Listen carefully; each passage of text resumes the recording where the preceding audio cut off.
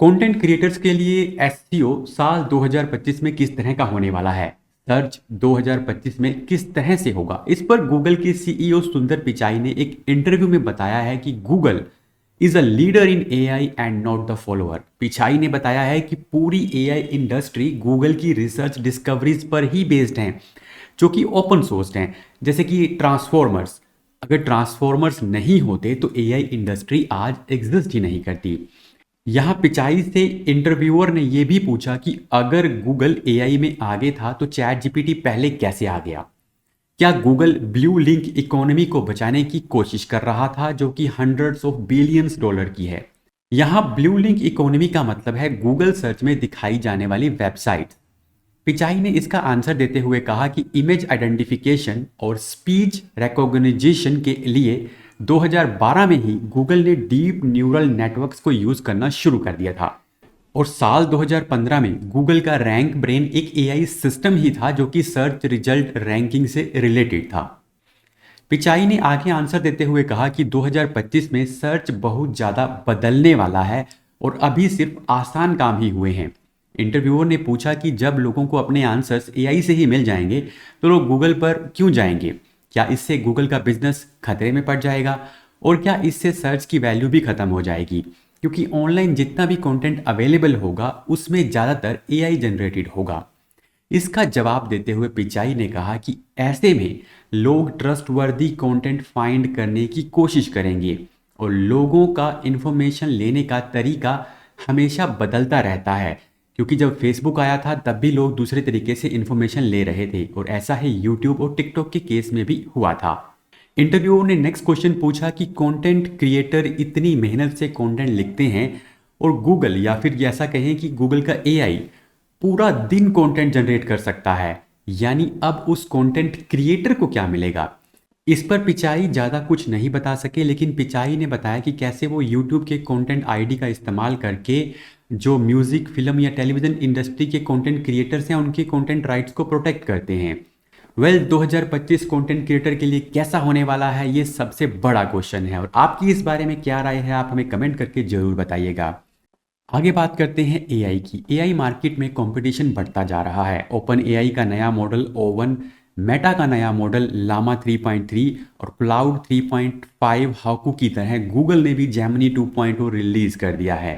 Gemini 2.0 के साथ अब AI overviews, complex topics, multi step questions, advance math, multi modal queries और coding को भी हैंडल कर पाएंगे। एआई ओवरव्यूज की अचीवमेंट बताते हुए सुंदर पिचाई ने बताया कि एआई ओवरव्यूज 1 बिलियन लोगों तक पहुंच गया है और बहुत जल्दी ये गूगल का अब तक का सबसे पॉपुलर फीचर भी बन गया है, और बहुत ही जल्दी ये गूगल का अब तक का सबसे पॉपुलर सर्च फीचर भी बन गया है। जेमिनी 2.0 में भी मेनली जेमिनी 2.0 फ्लैश मॉडल एक पावरफुल मॉडल है।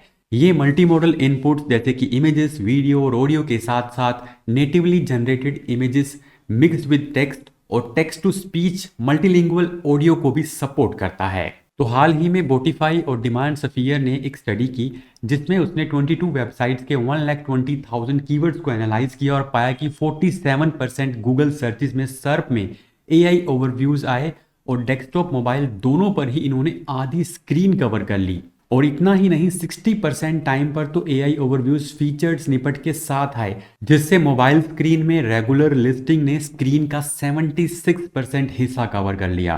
कुछ एसईओज का मानना है कि ये भी पॉसिबल है कि फ्यूचर में फीचर्ड स्निपेट को गूगल से रिमूव ही कर दिया जाए, और आगे आने वाला टाइम उन बिजनेस वेबसाइट ओनर्स और ब्लॉगर्स के लिए बहुत मुश्किल वाला होने वाला है जो ऑर्गेनिक ट्रैफिक पर डिपेंडेंट हैं, क्योंकि इसी स्टडी में एक और इम्पोर्टेंट मैट्रिक्स सामने आया है, वो है जीरो क्लिक सर्चेस।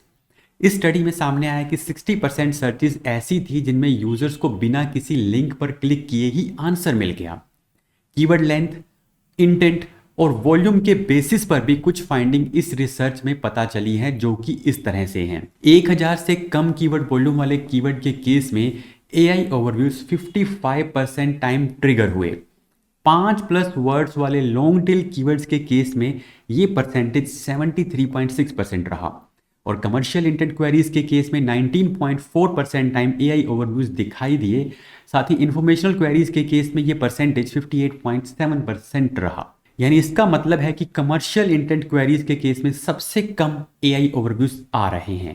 स्क्रॉलिंग और इंडेक्सिंग से रिलेटेड भी एक इन्फॉर्मेशन इस रिपोर्ट में सामने आई है, वो ये कि अगर आपकी वेबसाइट गूगल में इंडेक्स नहीं है तो एआई ओवरव्यूज में भी ये दिखाई नहीं देगी। तो बिजनेसेस या ब्लॉगर्स को क्या करना चाहिए जिससे उनकी वेबसाइट का ट्रैफिक अफेक्टेड ना हो? सबसे पहले तो जिस भी क्वेरी को आप टारगेट कर रहे हैं उसके एआई ओवरव्यू समरी और पेज के कंटेंट को सिमेटिकली सिमिलर बनाएं। अब यहाँ सिमेंटिकली सिमिलर होने का मतलब है कि उस समरी का जो भी इंटेंट है, आपके कंटेंट का इंटेंट और कॉन्टेक्स्ट भी वही होना चाहिए। इसका ये मतलब नहीं है कि वही कंटेंट आप भी अपनी वेबसाइट में ऐड कर दें, ठीक है। दूसरा ये कि गूगल पे फोकस करने के साथ साथ आपको एक ब्रॉडर एआई सर्च स्ट्रेटजी पर भी काम करना होगा, जिसमें आपको बिंग, चैट जीपीटी सर्च और मेटा एआई भी शामिल करने होंगे। तो यहाँ बिंग और चैट जीपीटी के सर्च इंजन के बारे में तो आप जानते ही हैं, पर मेटा एआई इसलिए क्योंकि मेटा ने भी एआई के लिए वेबसाइट्स का डाटाबेस यानी इंडेक्सिंग शुरू कर दी है, और मेटा ने अपना नया एआई लामा 3.3 भी मार्केट में उतार दिया है। और सबसे बड़ी बात कि ये ओपन सोर्स है, यानी कि बहुत से एआई टूल्स इस पर बिल्ड होने वाले हैं। इसके बारे में किसी और वीडियो में डिटेल में बात करेंगे। और अभी चलते हैं अपनी नेक्स्ट न्यूज़ पर। गूगल ने सर्च कंसोल इनसाइट डेटा में एक चेंज किया है, और वो चेंज ये है कि अब सर्च कंसोल इनसाइट्स में आप गूगल एनालिटिक्स का डाटा नहीं देख पाएंगे, और वहाँ आपको सिर्फ कंसोल का डाटा ही देखने को मिलेगा। तो अगर आपको गूगल एनालिटिक्स का डाटा देखना है तो एज ऑब्वियस आपको गूगल एनालिटिक्स में जाना होगा। इसके बाद नेक्स्ट न्यूज़ गूगल के क्रोलर डॉक्यूमेंटेशन से रिलेटेड है। गूगल ने क्रोलर डॉक्यूमेंटेशन में कुछ चेंजेस किए हैं और बताया है कि किस तरह से आप अपने पेजेस को गूगल क्रोलर के लिए ऑप्टिमाइज कर सकते हैं। इस चेंज को इम्प्लीमेंट करने के बाद पब्लिशर्स और गूगल दोनों ही अपने रिसोर्सेज को क्रोलिंग के दौरान सेव कर सकते हैं। तो इसके अकॉर्डिंग गूगल ने कैशिंग को इनेबल करने के लिए E tag, if none match, last modified और इफ मॉडिफाइड सिंस जैसे टैग्स यूज करने के लिए कहा है। और इसमें भी गूगल ने ई टैग को लास्ट मॉडिफाइड से भी ज़्यादा इंपॉर्टेंस देने की बात की है, क्योंकि ई टैग जो है वो डाटा फॉर्मेटिंग इश्यूज और प्रिसाइज कंटेंट वैलिडेशन जैसी एरर्स के लिए लेस प्रोन है। ये चेंजेस थोड़े टेक्निकल हैं, और गूगल ने भी आप इसके लिए जो है आपको अपने होस्टिंग प्रोवाइडर और सीएमएस प्रोवाइडर जैसे कि वर्डप्रेस के साथ कॉन्टैक्ट करने को कहा है। मेरे अकॉर्डिंग ये काम कैशे प्लगइन्स भी कर सकते हैं, और लाइट स्पीड कैशे में इस तरह के कुछ ऑप्शंस अवेलेबल हैं, बट उसमें ई टैग अवेलेबल है या नहीं इस बारे में आई थिंक मेरे पास अभी इन्फॉर्मेशन नहीं है। Next news Google site reputation abuse policy के बारे में है। तो गूगल ने साइट रेपुटेशन अब्यूज़ पॉलिसी में कुछ एफएक्यूज एडिट किए हैं, जिसमें गूगल ने बताया है कि वेबसाइट पर सिर्फ थर्ड पार्टी कंटेंट को यूज़ करना एक वायलेशन नहीं है, बल्कि प्रॉब्लम तब है जब आप उस वेबसाइट की रैंकिंग या अथॉरिटी का फ़ायदा उठा रहे हैं। और एफिलिएट्स के लिए इसमें एक अच्छी बात है वो ये कि गूगल ने कंफर्म किया है कि प्रॉपरली मार्क्ड एफिलिएट लिंक्स जो है ये पॉलिसी को वायलेट नहीं करते हैं। तो मैं आपको थोड़ा स्क्रीन पर भी दिखा देता हूँ कि गूगल ने इन एफएक्यूज में क्या क्या एफएक्यूज ऐड किए हैं। तो जैसा कि आप स्क्रीन पर देख पा रहे होंगे, सबसे पहले तो यहाँ पर what is third party content, तो गूगल ने इसको ऐड किया है। इसमें गूगल ने बताया है कि देखिए अगर आपका कोई फ्रीलांसर कंटेंट लिख रहा है, वाइट लेबल सर्विस है, कोई ऐसा पर्सन जो आपकी वेबसाइट पे आप आपकी कंपनी के साथ एसोसिएटेड नहीं है, तो वो इस तरह थर्ड पार्टी कंटेंट के अंदर आएगा। तो क्या थर्ड पार्टी कंटेंट, सभी तरह का content third party content policy को वायलेट करता है? नहीं करता है। No, having third party content alone is not a violation, ये वायलेशन नहीं है। It's only violation if content is being published in an attempt to abuse search ranking. अब यहाँ पर थोड़ा सा ना कन्फ्यूजन है कि सर्च रैंकिंग को अब्यूज करने के लिए अगर कंटेंट लिखा गया है तो वायलेट करेगा। अब हमें या गूगल को कैसे पता चलेगा कि ये सर्च रैंकिंग को कि एक तरह से अफेक्ट करने के लिए नहीं लिखा गया है? तो यहाँ पर ये थोड़ी सी एक कंफ्यूजन है इसके अंदर। तो डज फ्रीलांस कंटेंट वायलेट? तो फ्रीलांस कंटेंट इसको वायलेट नहीं कर रहा है, ये पहले हो चुका है। एफिलिएट कंटेंट भी वायलेट नहीं कर रहा, लेकिन एफिलिएट कंटेंट के केस में यहाँ पर क्लियरली बताया गया है कि आपको अपने कंटेंट को प्रॉपरली मार्केट करना है। तो अगर आप कोई एफिलिएट कंटेंट लिख रहे हैं, तो आप जैसे कोई प्लगइन यूज़ करते हैं प्रेटी लिंक वगैरह, तो उसके अंदर प्री डिफाइंड एक ऑप्शन रहता है स्पॉन्सर्ड का, तो वो आप ऐड कर दें। What does this mean to abuse search ranking by taking advantage? तो ये है कि अगर आप एक एस्टेब्लिश वेबसाइट पर लिंक ले रहे हैं या उसका यूज़ कर रहे हैं, तो आपका मकसद ये नहीं होना चाहिए। बाकी इसमें थोड़ी सी एक्सप्लेनेशन अच्छी तरह से नहीं दी गई है। ठीक है। तो ये कुछ इसके अंदर ऐड किए गए। अब इसके अंदर एक और इंपॉर्टेंट चीज़ ऐड की गई है कि if I know index the content does that mean manual action automatically gate remove. तो अगर आपके पास आपको मैनुअल एक्शन मिला है तो पहले आपको नो इंडेक्स करना है।